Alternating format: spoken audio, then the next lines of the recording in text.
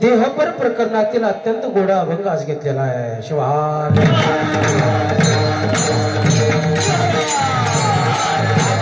शिवदास महाराजांचा अखंड खंडेना जीवना, अखंड खंडेना जीवना, अखंडितपणे आपण आपला देह चालवित आलेलो आणि ती किंमत त्या प्रत्येक व्यक्तीला कळावी आणि म्हणून या अभंगाद्वारे सुंदर वेदांत मांडलेला आहे. शिवार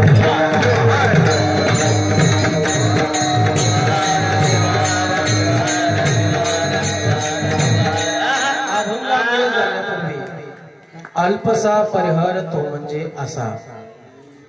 आपण या ठिकाणी सर्व उपस्थित आहोत याचं एकमेव कारण आहे,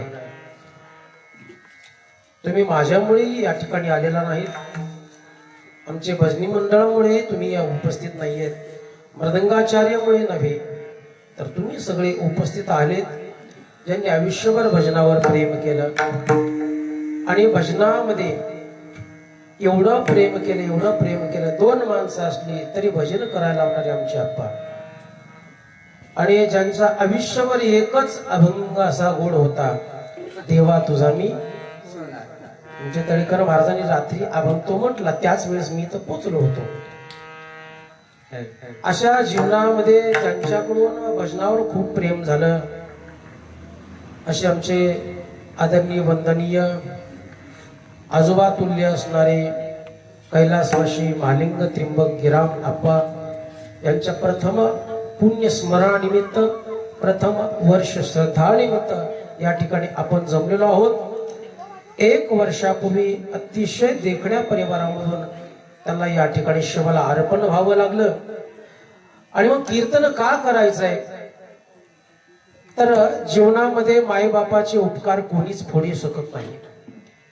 आई वडिलांचे उपकार स्वयं परमात्मा देव सुद्धा फेडू शकत नाही.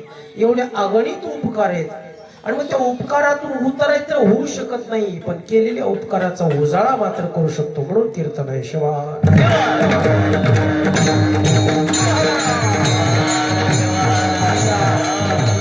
उपस्थित असणारे आमचे प्रसिद्ध गायक आमचे सिद्धलिंग तळेकर महाराज ते या ठिकाणी उपस्थित आहे, आमचे शिवार महाराज आहेत.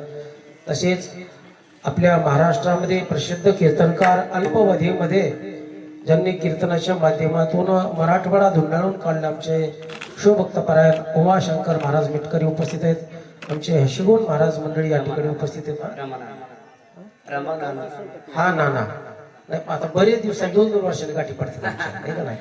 आमचे नाना उपस्थित आहे, आमचे जयफळशी महाराज मामा उपस्थित आहेत, आमचे काकाश्री नागनाथ महाराज उपस्थित आहेत, आमचे वैजनाथ महाराज उपस्थित आहेत, आमचे महासाहेब उपस्थित आहेत. मी माझं गावात कीर्तन असले की ते कुटुंबी येतात, कुठंही जाऊन महाराज 4 धामाला गेले तरी असतात. आमचे माझ्यासोबत असणारे उत्तम भोसले महाराज उपस्थित आहेत, आमचे महादेव महाराज उपस्थित आहेत. आणि करून गोड संशिष्टीमच्या दोस्ती साऊंड सर्व्हिस सपकाळ आणि सूर्यबंधू नाना यांच्या माध्यमातून या कीर्तनासाठी सगळ्यांची उपस्थिती आहे, सगळ्यांची सहकार्य. गोड मृदंग तुम्ही पाहिला असेल, मृदंग त्याला घाबरतोय कारण नावातच वाघ आहे. परवीन महाराज वाघ, कुठलाही अचानक फोन केला तरी ते उपस्थित होतात, त्यांना धन्यवाद आहेत. आणि आपणचे जुने मित्र, बसा येत नाही पण म्हटलं पिटीवर बसा, पिटीवर नाही खाली बसा म्हटलं पण बसा, जसं येईल तसं आमचे उत्तम आबा आहेत. आधी करून सगळे उपस्थित आहेत, स्वामी महाराज आहेत. आणि जीवनामध्ये आज वर्ष साधे, वर्ष साध्य म्हणजे काय असते महाराज, तर एक लक्षात घ्या. अभंगही आमच्या तळेकर महाराज सुंदर निवडलेला आहे. अलभ्य हा लाभ नरदेह ऐसा, म्हणजे जीवनामध्ये सगळ्या गोष्टी तुम्हाला मिळतील, सगळ्या गोष्टी मिळतील. पुनर्वित्तम, पैसा एकदा जाईल परत येईल, परत जाईल परत येईल. पुनर्मही, पुनर्भार्या, मित्र येतील जातील, येतील जातील. पत्नी एक जाईल, मृत पावल्यानंतर दुसरी करता येईल. पण जीवनामध्ये एकदा नरदय गेला का तर किती जरी प्रयत्न केला, मेरू पर्वता एवढं जरी सुवर्ण दान दिलं भगवान परमात्म्याला, एक क्षणभर माझा पूर्वीचा देह दे, तरी नो कमेंट, परत हा देह मिळू शकत नाही असा आलाप्य आहे. तो लाभलेला आहे, तो कमवलेला नाही महाराज, लाभलेला नरदेह आहे. आणि एक लक्षात घ्या, जे लाभ होतं त्याची किंमत कळत नाही. आणि म्हणूनच आपल्या जीवनामध्ये आपण या नरदेहाचं इतकं इतकं खालच्या तराने या शरीराचं वाटोळ करतो. म्हणूनच शिवदास महाराजाला कळवळा वाटला आणि म्हणून त्यांनी सांगितलं, अलभ्य हा लाभ नरदेह ऐसा. इतका चांगला नरदेह मिळाला असताना का गमवता? बरं, हा नरदेह गमवता तुम्ही, पण कोणत्या देहामध्ये तुम्हाला हा नरदेह प्राप्त मिळणार आहे? पण लक्ष 84 योनीमध्ये जगद्गुरु चंद्रशेखर शिवाचार्य महास्वामींचा ग्रंथ आहे जन्म हा अखेरचा, त्याच्यात सगळाच उल्लेख आहे. हा सगळ्यात अखेरचा जन्म आहे. असा जन्म तू कुठल्याच योनीमध्ये प्राप्त होणार नाही हे माहित असून सुद्धा तुम्ही हा नरदेह गमवतात. आणि मग सांगितलं की हा नरदेह गमवायचं तर नाही, पण याचं सोनं करायचंय. त्याच्यासाठी एकच करायचं मला. शिवदास म्हणे सदा शिव शिव शिव शिव म्हटल्याशिवाय मग भय तुम्हाला कसलंच नाही. शिवा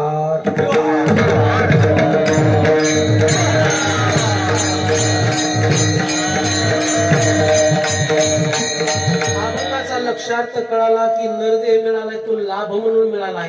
काग टाळी न्याय, वेदांतामध्ये याला कागटाळी न्याय म्हणतात. एक अंधळा व्यक्ती गंगेमध्ये स्नान करत होता आणि स्नान करत असताना टाळी वाजू लागला. टाळी वाजवता वाजवता अचानक त्याच्या हातात कावळा सापडला आणि कावळा सापडल्यानंतर आनंद झाला आणि मग तो बाहेर आला आणि मग राज दरबारामध्ये त्याला नेण्यात आलं. राजेने सांगितलं, या कावळ्याचे 1,00,000 रुपये देतो. चांगल्या माणसाच्या हातात कावळा शक्य का सापडणार? सापडत नाही, धूर्त आहे, चलाक आहे, चपळ आहे. पण या आंधळ्याच्या हातात कावळा सापडलाय, तो मला मी पकडलाय. मग राजे साहेब म्हटले, असं कर, या कावळ्याचे 1,00,000 रुपये आणि अजून एक कावळा घेऊन ये, त्याचे 2,00,000 रुपये. तो मला ठीक आहे म्हणून तिने बगलात दाबलेला कावळा, दुसरा कावळा पकडण्यासाठी त्यांनी टाळी वाजवली. त्याच्या बापाने किती टाळ्या वाजवल्या म्हणजे कावळा हातात येईल? ऐका नाही. तसंच कागटाळी नाही म्हणतात. आंधळ्याच्या हातात जसा कावळा सापडावा आणि तसंच आपण जीवन जगत असताना हा नरदेह आपल्याला सापडलेला आहे. एकदा का गेला, भविष्यात कधीच प्राप्त होणार नाही.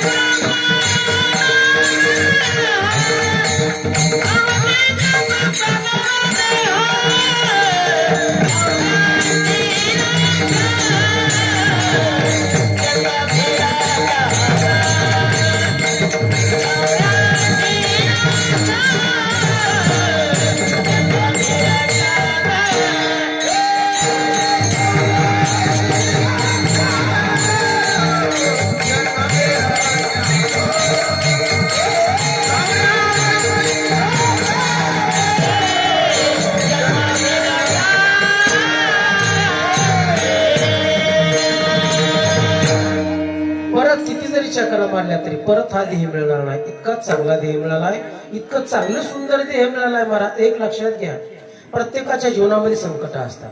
संकटाशिवाय जीवन नाही, कारण हे लोकच मृत्यू लोक आहे.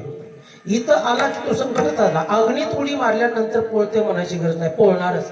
तसं इथं जन्माला आलं की दुःख होणारच महाराज. पण दुःखाचं सुखात रूपांतर करायचं हे संतांकडून शिकायचंय. आणि म्हणून तर कथा कीर्तन काय ऐकायची, त्याच्यासाठीच ऐकायचंय. स्वयंज्ञान कुणालाही प्राप्त होत नसतं, मग ते संतांकडून ऐकायचं असतं, ते चरित्राच्या माध्यमातून ऐकायचं असतं. आपली किंमत आपल्याला कळत नाही, पण संत महात्म्यांनी सांगितले ना, त्यावेळेस आपल्याला किंमत कळते महाराज. चला मी तुम्हाला स्कंद पुराणात घेऊन जाईल, पण तत्पूर्वी ऐका महाराज. अंधार घालवा द्यावा प्रकाशनवा, अंधार घालवा द्यावा चराचरी उजाळा या चैतन्याची ज्योत ती शिवा हे शिवा चराचरी उजाळा या चैतन्याची ज्योत ती शिवा हे शिवा शंकरा करुणा आदरा शंकरा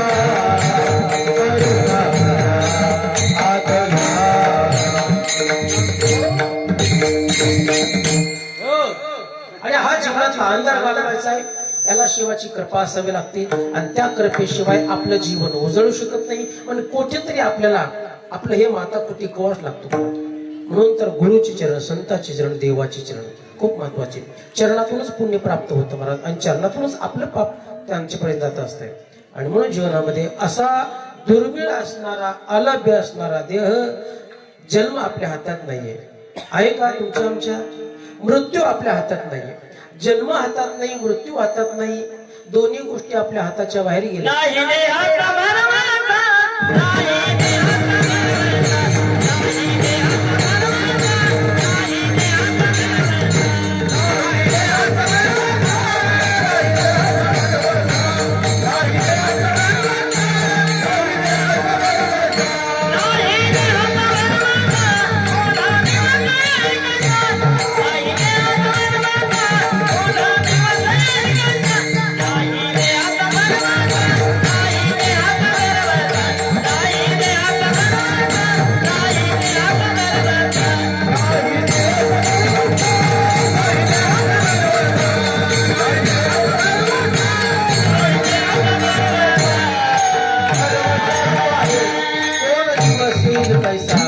चलत चलत बोलत बोलत महाराज व्यक्ती जातात. आपल्या जीवनामध्ये इतकं प्रेम करणारे व्यक्ती अचानक जातात महाराज. काय कारण आहे? कारण ही गोष्ट आपल्या हातातच नाहीये. जन्म आणि मृत्यू आपल्या हाताच्या बाहेर गेलाय, पण जन्म आणि मृत्यूचा मधला काळ आहे ना, तो मात्र आपल्या हातात आहे. आणि तेवढ्याच काळामध्ये किती प्रेमाने बोलावं, किती प्रेमाने समाजात राहावं, कसं बोलावं, एवढं जरी कळलं जीवनामध्ये तरी बाद झालं महाराज. पण नेमकं महाराज राहिलेलं आयुष्य सुद्धा आपण देश मत्सर टिंगल भांडण करण्यामध्ये आयुष्य घालतो महाराज. अवले क्षणभंगूर आहे महाराज. हे बुडबुड आहे पाण्याचा.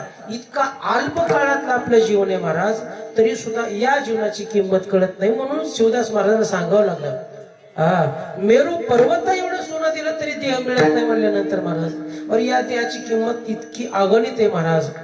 ती कळण्यासाठी साधूंचा कळवळ आहे. सांगायचं तात्पर्य कीर्तनाच्या माध्यमातून आज वर्ष श्राद्ध आहे आणि वर्ष श्राद्धाच्या निमित्ताने आप्पाच्या परिवारामध्ये प्रत्येकाला आपल्या आपल्या परिवारामध्ये राहावं वाटतं. कोणाला जावं वाटतं मला? कोण असा आहे संत आणि साधू सोडून? कारण साधू संताला जन्म आणि मृत्यू समोर दिसतो, त्यामुळे ते आनंदाने जातात. पण तुम्हाला आम्हाला जाताना आनंद वाटत नाही महाराज, पण जावं लागतं महाराज. आणि त्यांच्या पश्चामध्ये आप्पांच्या पश्चात 2 मुलं 2 मुली नातू असा गोड परिवार आहे. त्यांचे थोरले चिरंजीव श्री चंद्रशेखर मालिंगीराम, दुसरे श्री समाधान मालिंगीराम, मुलगी सौ कविताताई सिरगीर तळेकर, सौ ओमाताई नागनाथ तोडकरी, जावा आमचे सिरगीर भाऊजी आणि नागनाथ भाऊजी आदी करून त्यांचे भाऊ बंधुरा सगळा गोड परिवार आहे त्यांच्या पश्चामध्ये. आता किती प्रयत्न केल्यानंतर दिसणार समोर नाही दिसू शकतात महाराज, कधी दिसू लागत नाही महाराज. आणि एक लक्षात घ्या, जीवनामध्ये आईबद्दल सगळेच बोलतात आणि बोलायसारखं आहे. आईबद्दल सगळे लिहितात बोलतात. आईचं प्रेम हे आईचं प्रेमच असतं. आईचं प्रेम जगामध्ये प्रत्येकाच्या हृदयात आहे, याचं दुमत नाहीये. पण आईच्या प्रेमासोबत बापाचंही प्रेम कुठंतरी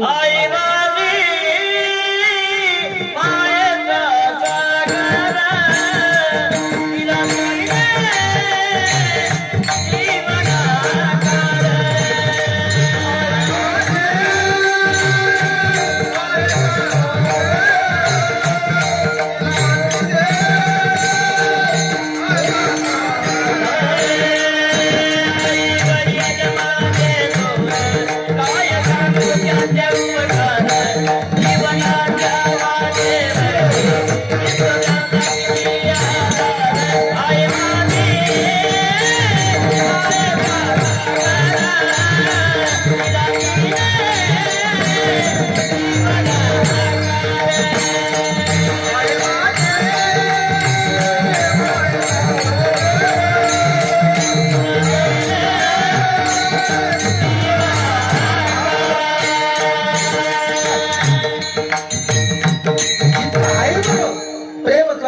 करतो आपण, आईच्या शब्दाचा उजळ आहे.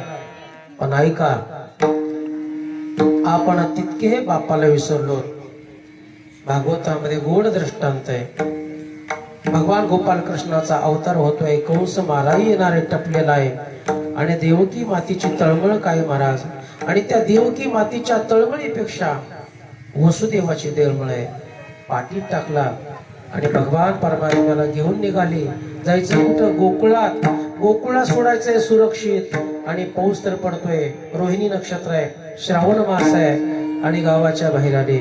यमुना नदी दुथडी वाहते. एवढं मोठं पात्र आहे, एक मीही मरणार आहे आणि माझ्यासोबत माझा मुलगाही जाणार आहे.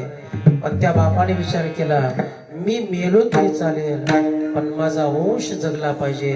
आणि बस त्या पाण्यामध्ये चालू लागले. चालतात चालतात कमरेइतकं पाणी आलं, नरड्याइतकं पाणी आलं, नाका तोंडात पाणी जाऊ लागलं.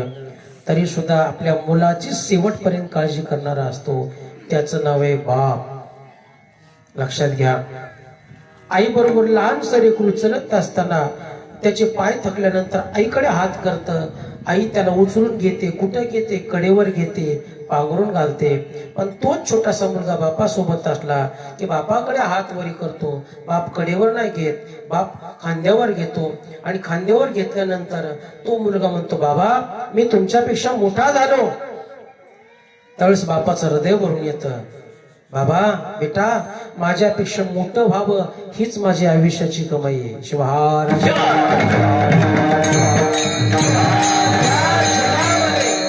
या जगामध्ये आपला मुलगा मोठा व्हावं, आपल्या मुलाची प्रगती व्हावी. जगात बाप सोडून कोणालाच आपल्या मुलाची प्रगती आवडत नाही. बाप एकमेव पात्र आहे महाराज. हो, की बापाला मुलाचा स्वाभिमान आहे, बाकी काय नाही महाराज. सगळे असतात महाराज, पण आपण जितकं जितकं मोठं होऊ ना तितका तितका द्वेष निर्माण होतो महाराज. बाप एकमेव पात्र आहे महाराज. मुलगा जितका मोठा होईल ना स्वतःचा स्वाभिमान वाढतो. ओढ भरतं दादा, त्याचं ओढ भरतं. का? बापाचं हृदय वेगळं असतं. आई नंतर गरोदर होती, अगोदर बाप हृदयात गरोदर होत असतो महाराज. आणि म्हणून बापही विसरू नये महाराज. ओरा ओरा मधी माया त्याच्या काळ्या मेघावनी, दाखविना कधी पुन्हा डोळ्यातील पाणी. जिजू जिजू संसाराचा गाडा हाकला, वटामध्ये आसू जरी कणा वाकला. घडीभर तू थांब जरा, ऐक त्याची धापर, नय अवघड हय दया. उमगाया बापर, उमगाया बापर, नय अवघड हय दया.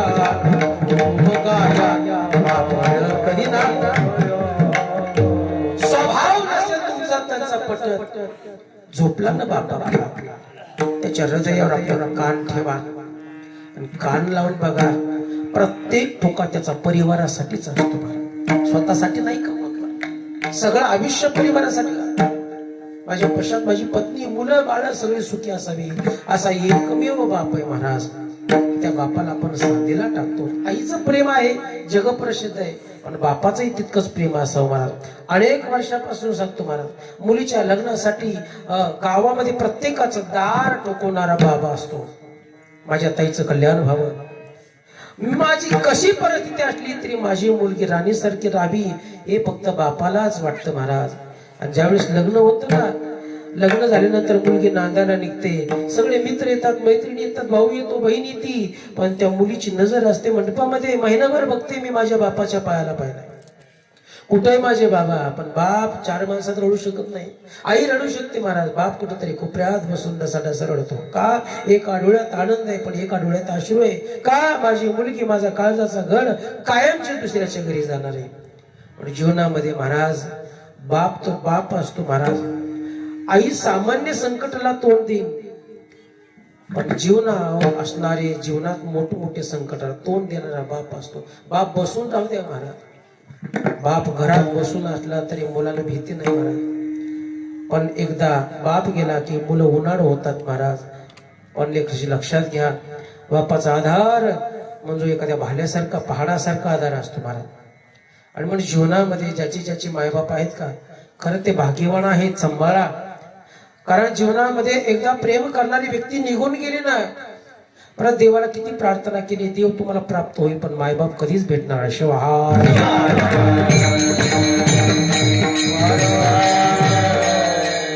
कसे असू द्या महाराज, एक लक्षात घ्या, आपण हा लाभलेला नरदेह मायबापापासून निर्माण झालेला आहे. काय घेतलं मायबापाने तुमच्याकडून? काय इतकं सुंदर देखणं हे जग दाखवलं, काय घेतलं तुमच्याकडून? काहीच घेतलं नाही महाराज. हो, निस्वार्थी प्रेम केलं तुमच्यावर, निस्वार्थी प्रेम केलं. लक्षात घ्या, हजारो जन्म घेतले ना आपण, पायातला जोडा जरी बनलो आपण आपल्या कातडीने, तरी एकच उपकार भेटतील महाराज. एवढे अगणित उपकार आहेत, नाही पडू शकत. काय सांगू अंता, संतांचे उपकार जसे संतांचे उपकार आहेत ना, तसे मायबाप सुद्धा संतच आहेत. माय बापे केवळ पास, माय बापे केवळ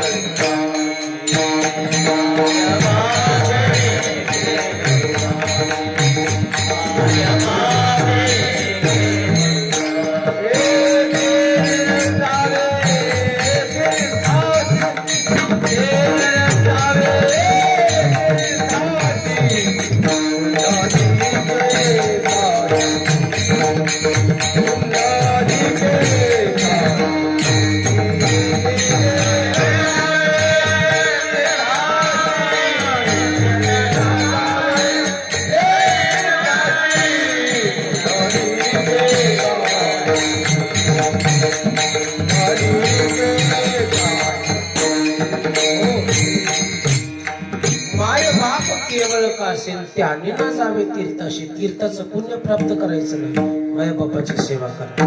अरे लक्षात घ्या, तुमचा स्वभाव, अनेकांचा स्वभाव अनेकांचा वेगवेगळा असतो.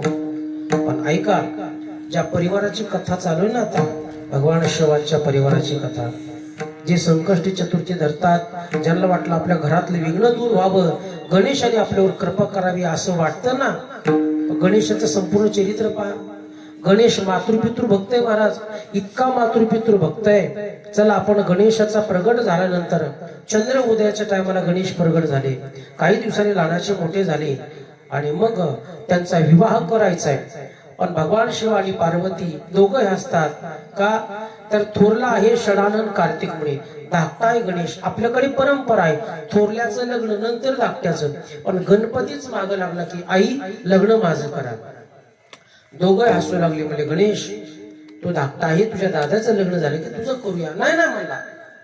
मग भगवान शिव म्हटले की जो पृथ्वीला प्रदर्शना करून सगळ्यात पुढे पळत येईल त्याचं लग्न अगोदर लावायचं. असं म्हटलं की कार्तिक मुनीचा पळ होता, मोरावर बसला का वायूच्या वेगाने निघाले. आता गणपती बाप्पा म्हणजे काय सामान्य का महाराज? आता तो मोरावर बसून निघून गेला, पण गणपतीचं वाहन काय? कुटी कुटी कुटी. महिलांना लय प्रिय कुटी आहे का ना, महिलांना स्कूटी गाडी. कुटी आणि उंदीर एकच आहे. तर उंदराकडे बघून त्या कंपनीने स्कूटी गाडी काढली. उंदराला गिअर नाही तर स्कूटीला गिअर नाही, आहे का नाही? उंदीर बघा घरातच आपल्या छिद्रातून बाहेर येतो, आपल्याला विचारतो चहा पाणी वगैरे झाले का नाही, परत माघारी जातो, आहे का नाही? त्याला गिअर नाही, तो चलत नाही, तो पळतो थांबतो, पळतो थांबतो. तशी कुटी सुद्धा महिलांना प्रिय, पळती थांबते, पळती थांबते, कधी कधी पडती सुद्धा. पडती सुद्धा महिला घेऊन पडतात, परत सरळ करतात, घरी येतात सांगत नाही. ज्यावेळेस उंदीर मामाने बघितले एवढ्या मोठ्याचा पोटाचा बाबा घेऊन चालायचे, आता काय जागेवरच पुण्य तिथे.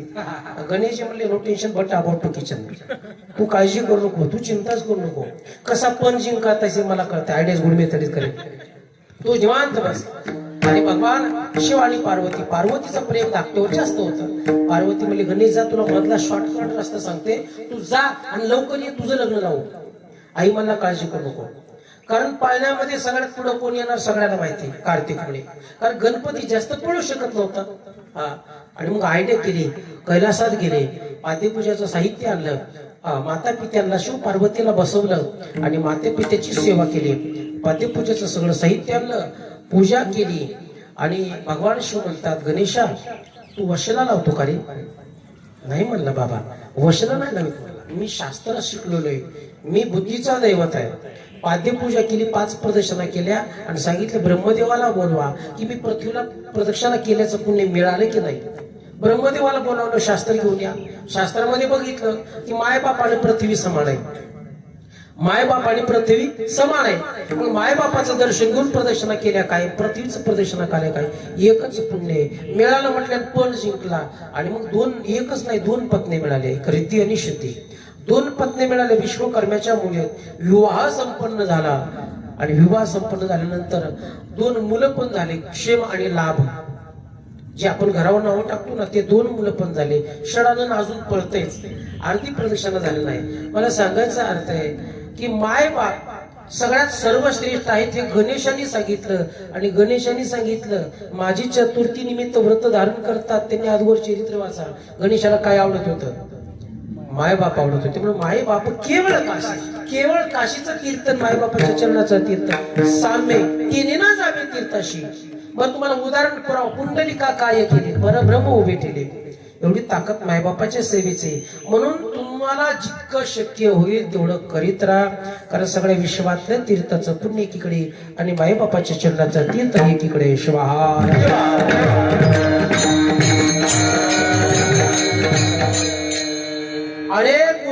अनेक उदाहरणेत महाराज. पण अभंगाप्रमाणे आपण या ठिकाणी जे शिवदास महाराजांनी चिंतन मांडले महाराज. आणि असा लाभलेला नरदे माय बापाच्या उपकारातून परतफेड करू शकत नाही. पण दिलेला जो लाभ आहे, दिलेला नरदे का कसा फालतूक मध्ये कमवता त्याचं उदाहरण अभंगाच्या पहिल्या.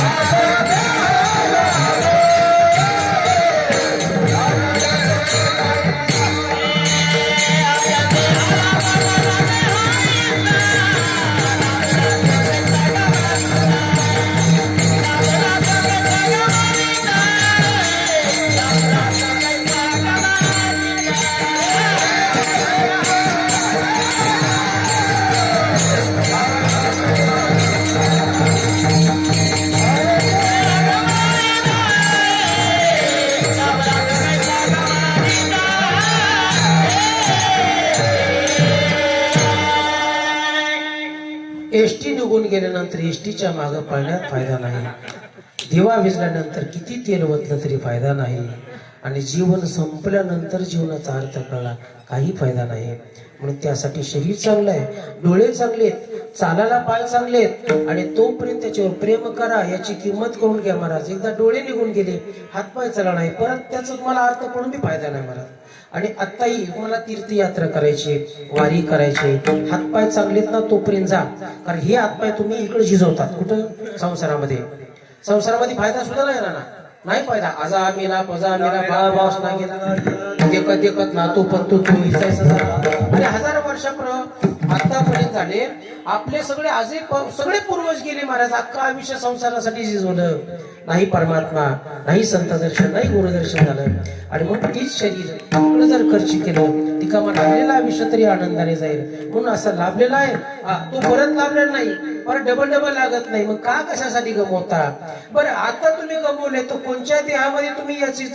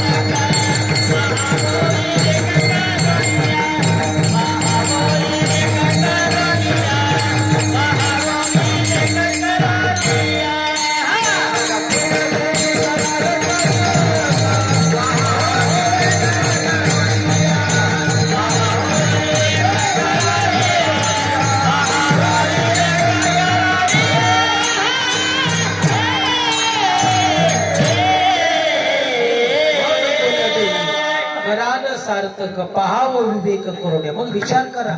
परत उशीर झाल्यानंतर विचार करण्यात अर्थ नाही. किरताचं नगर आहे आणि किरताच्या नगरामध्ये उच्च कुळामध्ये देवराज नावाचा ब्राह्मण राहतोय.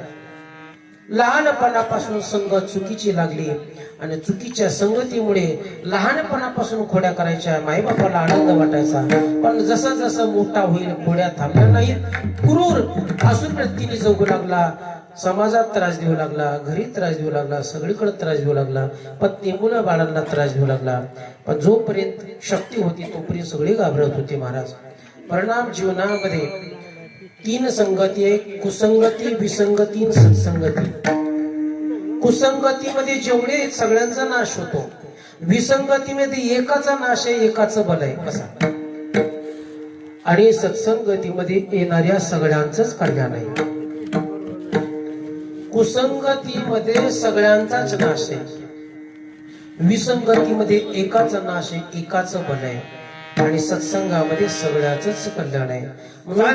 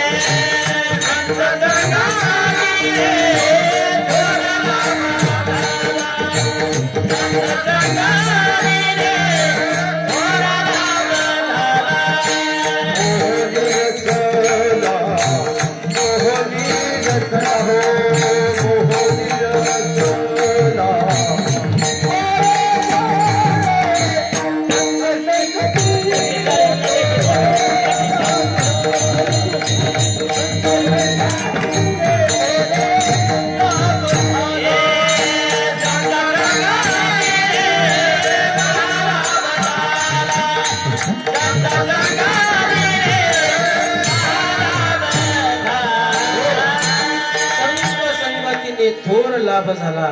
चला, आणि मग इतक्या वाईट किंवा एवढ्या कुसंगतीतून आपल्याला बाहेर पडायचंय आणि शुद्ध सुखमय जीवन जगायचंय. ह्याच्यासाठी सुंदर एक पर्याय आहे संत संगती. सत्संगतीशिवाय दुसरा पर्याय नाही. आणि ते सत्संगी आपण सांगणार आहोत. फक्त आता वेळ दिलेली आहे, अल्प वेळामध्ये आपण पाहणार आहोत.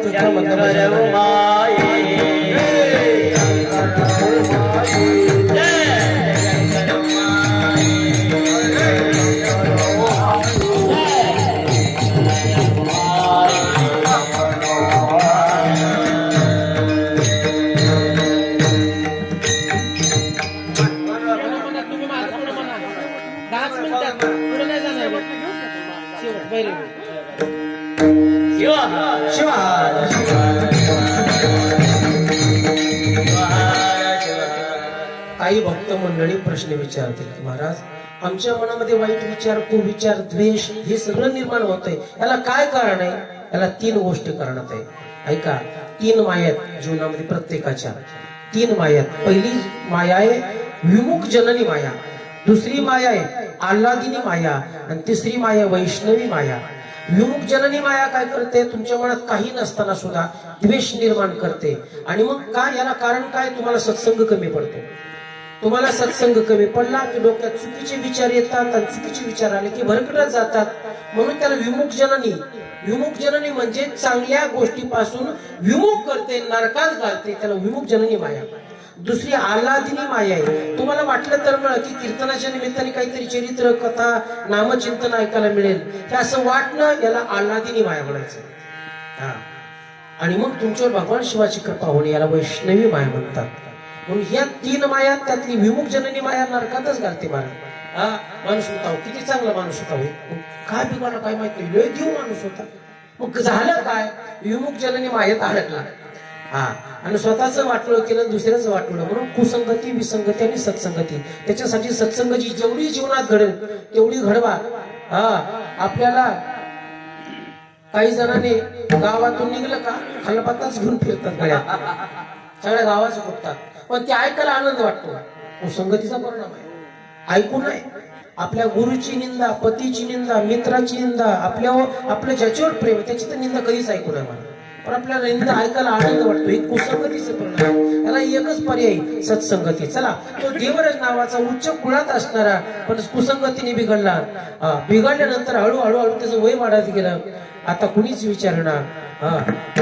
शक्ती संपली, धन संपलं आणि सगळ्यांनी टाकून दिला आणि उपाशी तापाशी या जंगलातून त्या जंगलातून फिरत आणि हा देवरज नावाचा व्यक्ती तापाने पण पडलेला आहे आणि तसंच पायरीपर्यंत आला म्हणा. आल्यानंतर भगवान शिवाचे शिवलिंगाची पिंड नजरेस पडले पण त्याचं सगळं शक्तीच क्षीण झाल्यामुळे तो वरी जाऊन लागला, पायरीवरच बसला महाराज आणि कथा चालू होती. शंभो माझा माझा माझा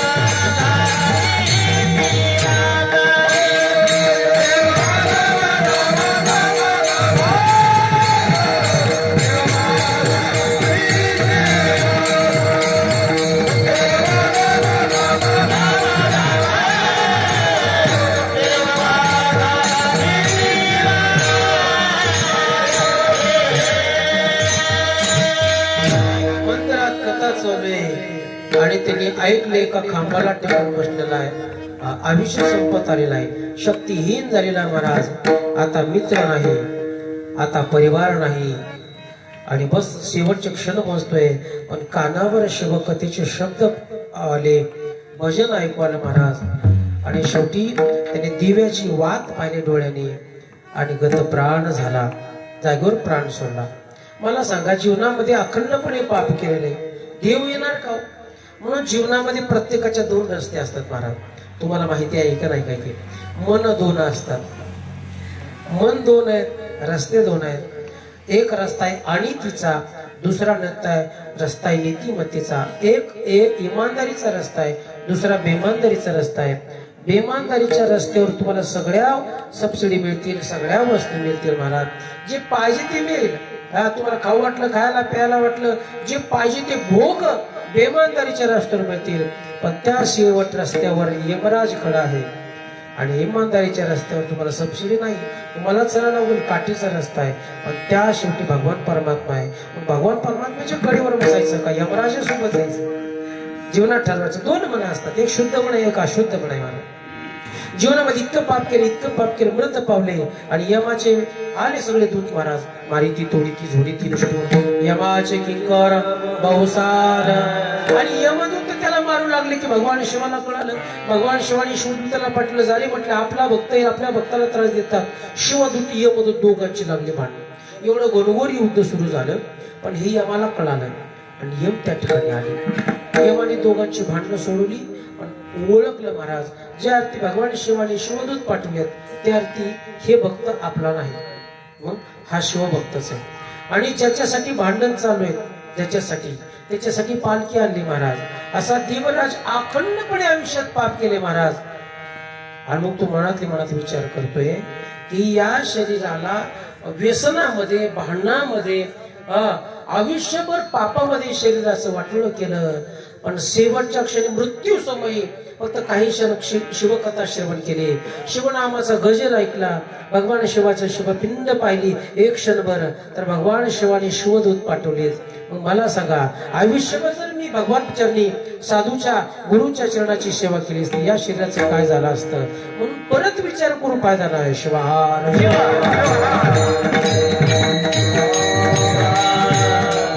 भगवान शिव परमात्मा आहे, सगळे प्रकारचे देवता आहेत, पण भगवान शिव असा दैवत आहे महाराज. भक्तांचं दारिद्र्य पहिलं घालवतं. बाकीचे देवता आहेत, विद्वत्ता देतील, ज्ञान देतील, प्रेम देतील, सगळे देतील, पण भगवान शिवाकडे येणार आहे ना, पहिलं त्याचं दारिद्र्य घालवतात. मग घरामध्ये प्रत्येकाच्या महिन्यातून एकदा शिवपूजन व्हावी आणि आदित्य पूजन प्रत्येकाच्या घरात व्हावं, हे दारिद्र्य घालवतं महाराज. दारिद्र्य घालवण्यासाठी सोपा उपाय, एक व्यक्ती तो अतिथी कोण्या रूपाने येऊ द्या, एकदा घरात जेवावं, एक शिवपूजन व्हावं, हे दारिद्र्य घालवण्याचे लक्षण आहेत. कारण भगवान शिव प्रसन्न होतात. आणि एक लक्षात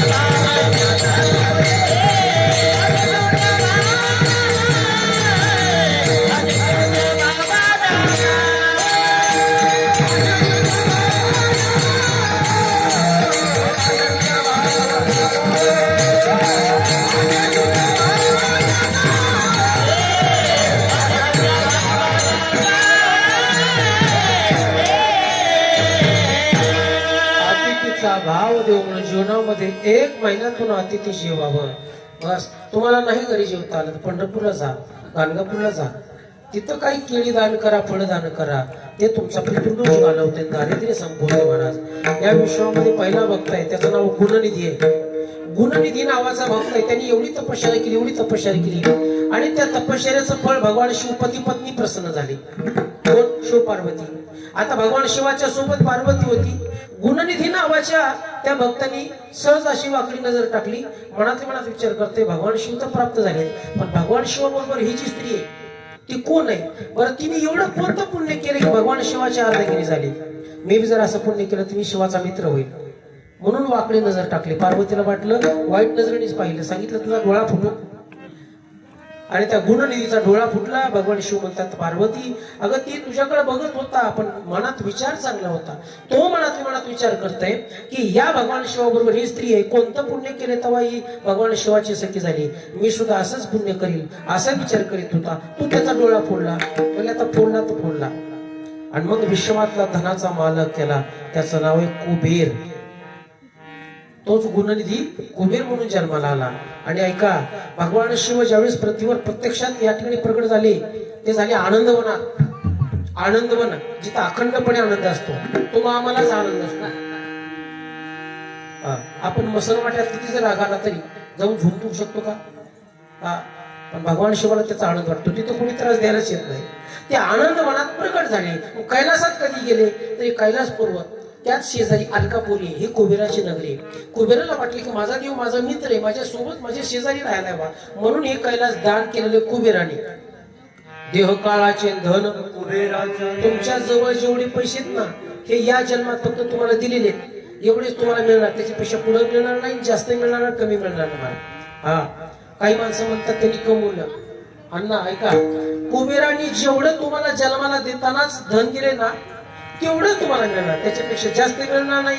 बरं कदाचित तुम्हाला लाभलंच बरं का, म्हणजे धन मिळालं तर टिकत नाही, टिकत नाही महाराज. म्हणजे येतन जातं का, ते नसतंय तुमचं. तसंच आहे महाराज, शरीर मिळाले म्हणजे कायमस्वरूपी नाही महाराज. मिळालंय ना, त्याचा घ्यान लाभ करून, जेवढा वेळ मिळाला तुम्हाला त्याचा लाभ करून घ्या. पण पाय तीर्थयात्रेसाठी, हात टाळी वाजवण्यासाठी, मुख भगवानाचे चिंतन करण्यासाठी, डोळे रूप पाहण्यासाठी, देवाचंच गुणगान ऐका, देवाचं स्वरूप पहा. नाही त्याचं स्वरूप पाहून बाहेर खायचे लक्ष आहे का नाही? हे डोळे इतके फालतू आहेत का महाराज? सावळे सुंदर आहे का नाही? करुणासारखं तेज पुण्य सावळ स्वरूप असणार ते पाहण्यासाठी महाराज, नाही ते पाहून डोळ्याचं वाटोळ करतो महाराज. सांगायचं तात्पर्य, मग कोण्या देही कराल सार्थक. या लागे तुम्हाला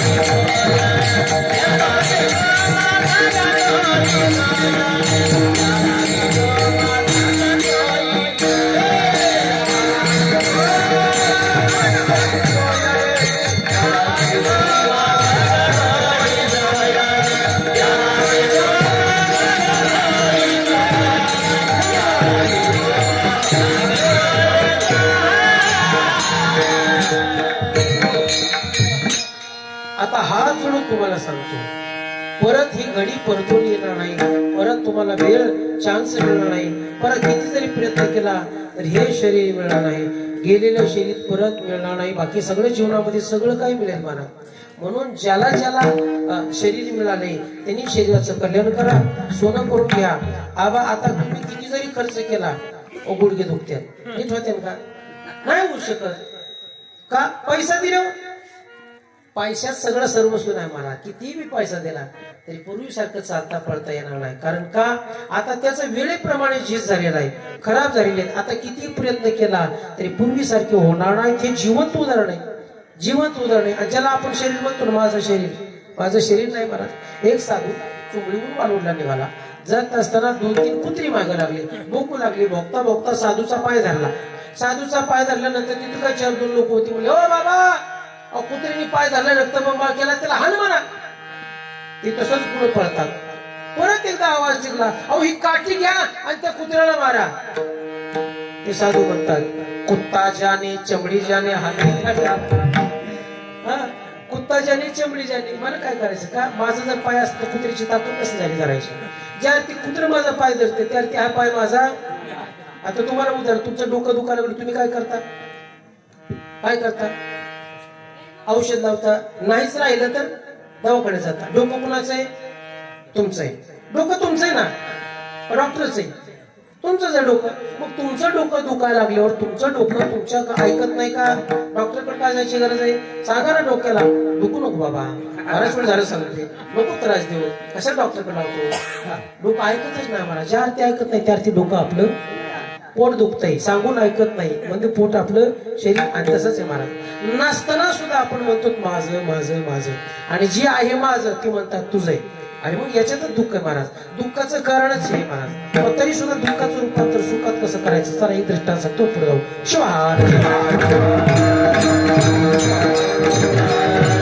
ज्वारीचा सीजन होता, ज्वारी, आणि भली मोठी कणसं हुरट्यात आली होती बरं का. मुसाली भाऊजी, तुमच्याकडे आहे का ज्वारी? हा. आणि असा फळ आलेला होता. आणि पूर्वीच्या काळामध्ये घरामध्ये एखादा व्यक्ती ज्याला गोपन चालवायची, बरं मामा, ज्याला गोपन चालवायची, त्याला सांगायचं, जा 4 वाजले 4:30 वाजले, जा पाखरं राखायला जा. मग ते गोपन गुंडा घ्यायचा, ज्याला गोपन चालवायची तिने, बरं का, ज्याला चालवायचं ती धोबाड फोडून घेते. आणि मग घरात कोणी घरातला असेल गोपन चालवणारा शिकणारा, त्याला ते गोपन गुंडा घेऊन लावायचे पाखरं राखायला. तसं एक 5 एकरचा फळ असा चांगला आलेला आहे, मोठमोठी कणसं आहेत. आणि तो पहाटे 4:30 वाजता घरातून त्याला उठवलं. आणि मग अंधार होता म्हणून त्यांनी 10-5 गुंडे म्हणजे दगड, काय 1/4 किलो 1/2 किलो खड्या असं मोठे काही दगड घेऊन गोपन घातलंय आणि निघाला. शेतात गेला. शेतात आटळ होता, आटळीवर बसला. आणि मग जिथं पाखरं दिसतील, चिवचिव आवाज येईल, तिथं तो गुंडा दगड मारायचा. योगामुळे त्याच शेतातून एक पाऊल रस्ता होता आणि एक व्यक्ती सासवडीला निघाला होता पहिल्या पहाटे. त्या काळात, पूर्वीच्या काळात गावाला जायचं पहाटे जायचे लोक, कारण सोय नव्हती ना, पहाटे चालावं लागायचं. तसा तो पाऊल वाटेने चालला आणि कणसावर पाय पडला चिपाडावर, की 2-4 कणसं हल्ली. आठवड्यात बसलेल्या गोपनीवाल्याला काय वाटलं की एखादं जनावर शिरलं, म्हणून त्याने 1/2 किलोचा गुंडा घेतला आणि बरोबर वायूच्या वेगाने घुम घुम करत बरोबर जिथं ती चिपडा हलत्यात तिथं नेऊन था. तो दगड असा तसा नाही लागला, चालणाऱ्याच्या पाठीत हा आई म्हणून खाली बसला. मोठमंत्र रडू लागला. आता त्यांनी तर सांगितलं, मी तर वाटसर मी त्याच्या कणसाला हात लावला नाही, तरी 1/2 किलोचा दगड मारलाय. रडू लागला, डोळ्यातून अश्रू आले. मला सांगायचंय, पाठीत दगड लागला, इतक्या वेदना झाल्या, डोळ्यातून अश्रू वाहू लागले, दुःख झालं. मला झालं का नाही दुःख? चला, काय लागलं म्हणून त्यांनी असं वळून बघितलं तर डोळ्यातले अश्रू थांबले आणि जे दुःख होतं ते नाहीच झालं. कारण जो दगड पाठीत मारलेला होता तो दगड होता सोन्याचा. त्यांनी घेतला, घासून बघितला, बापरे, डोळे पुसले, किती थोडं कसं सोड आहे बघा ना, आहे का ना, अधिक मास आहे. हा, लक्ष ठेवा जावायला, बरं का, लक्ष ठेवा जावं. हा, त्याच्यामुळे मी सासवडीत कधीच जात नाही, मला कधी दिसणार नाही मला. हा, सासवडीत जातच नाही मी, स्वाभिमानी माणूस आहे. चला, शिवाहार शिवाहार.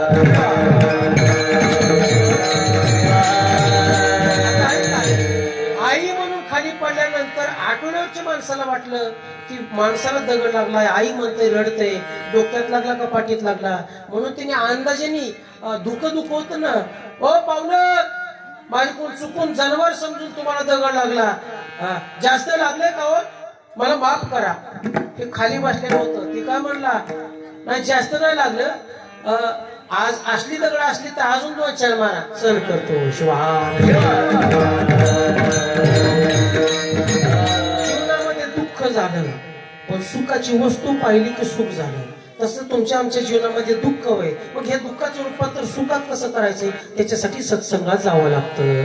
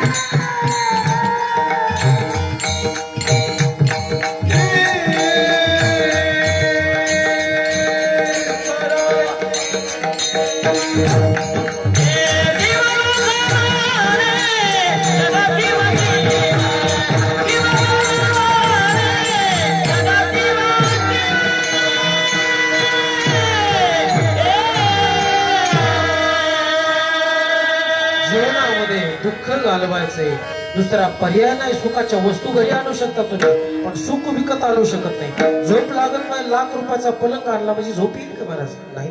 सुखाच्या वस्तू तुम्ही विकत देऊ शकता. सुख कुठल्या बाजारात मिळत नाही, ते सुख प्राप्त करायचं. शिवदास म्हणे सदा शिव शिव. अहो, अखंड चिंतन करा, मग तुम्हाला भ्यायची गरज नाही महाराज. मृत्यूचा देवता आहे. सगळं प्रलय झाल्यानंतर शिल्लक राहतो त्याचं नाव शिवाय. विश्वाला जन्माला घालतो त्याचं नाव शिवाय महाराज. तुम्हाला आमच्या प्रत्येकाच्या हृदयामध्ये प्रत्येक श्वासामध्ये निर्माण होणारे जे वलय, त्या वलयाचं नाव शिवाय. प्रत्येक श्वास चालतो त्याच्या उपकाराने चालतो. ज्या दिवशी श्वास संपला, शिव निघून गेला. शिव निघून गेला की शरीराला शव म्हणतात. याचाच अर्थ प्रत्येक श्वासामध्ये भगवान शिव परमात्मा सिद्ध प्रज्ञा अवस्थेमध्ये अखंड सोबत आहे आपल्या. त्याला फक्त ओळखा. आणि ज्याने त्याला ओळखलं धन्य तो संसारी महाराज. म्हणून अखंड चिंतन करा आणि त्या परमात्म्याला प्राप्त करा. शरीराचं सोनं करून घ्या. परत शरीर न मिळणारी वस्तू आहे. आणि एक लक्षात घ्या, आपल्या जीवनातून गेलेला व्यक्ती परत येणार नाही आहे तो प्रेम प्रेम करा महाराज, कसाही असो. हा, मी अनेक रामायणामध्ये उदाहरण आहेत, महाभारतात वर्णन आहे. पाची पांडव आहेत ना, पाची पांडव, त्या पाची पांडवांपैकी धर्मराजाने सांगितलं की मी जातो पहिल्यांदा स्वर्गामध्ये, मी जातो, तुम्ही बाकीचे आहात. तर नुसता मी स्वर्गवासी होतो, मी भगवंताला विरलो होतो म्हटलं की चारी बी भाऊ बेशुद्ध पडले होते. काय प्रेम होत. आणि मग जीवनामध्ये कोणी आपला भाऊ गमवलाय, कोणी आपला पिता गमवलाय, कोणी आपला चुलता गमवलाय, कोणी आपला आजोबा गमवलाय. लक्षात घ्या, नाही परत येणारी व्यक्ती. म्हणून जीवनामध्ये आहे त्याच्यावर प्रेम करा. मी स्वतः अनुभवलंय महाराज. हो, आज मी इथं असतो आणि आमचे बापू इथं असते, काय आनंद झाला असता, पण तो आनंद त्यांना नाही पाहायला मिळाला महाराज. आणि म्हणून जीवनामध्ये कोण दिवस येईल कैसा, नाही देहाचा वरवसा. जोपर्यंत मी तर सांगत राहतो, मी तर दररोज मृत्यूच स्मरण करतो, मृत्यूचं. आज देवाने उठवलाय, आज दिवस घालवलाय, उद्याच सांगता येत नाही. प्रत्येक क्षणाला मृत्यूची आठवण होते. तो माणूस अखंडपणे चांगला राहतो, कारण त्याला भय असावा, मृत्यूचं भय असावा. तो आम्हाला वाटतं आपण अमरच आहोत. आणि मग सांगतात शिवदास महाराज, तुम्हाला भ्यायची गरज नाही, फक्त एक काम करा, चिंतन करा, शिव शिव राज माऊली